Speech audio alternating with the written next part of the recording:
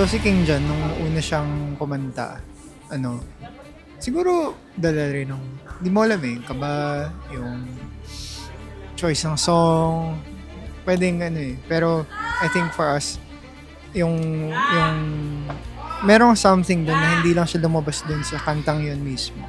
And then, I don't know, parang at the end of the day, gut feel lang talaga siya. Kasi nung dumating yung moment na parang mag-connect kami and then kumanta rin siya ulit.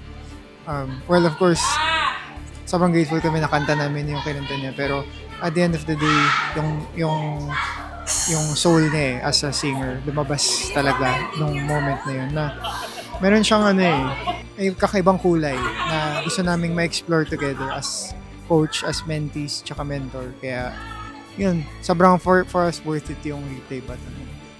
Si King John, ramdam mo yung kaba niya. Pero at the same time, nung hindi kami umikot, meron kasi kaming feeling na nag-hold back siya.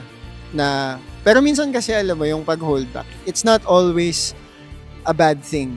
But it's such a fine line na hindi, yung pag-hold back, nafe-feel mo siya pagka tama siya, meron siyang tension na nabibigay na di mo alam kung bakit sobrang ramdam mo. Pero pagka masyadong bitin, parang alam mong kaya pa niyang itulak ng konting-konti. So nung audition niya, yun yung na-feel namin.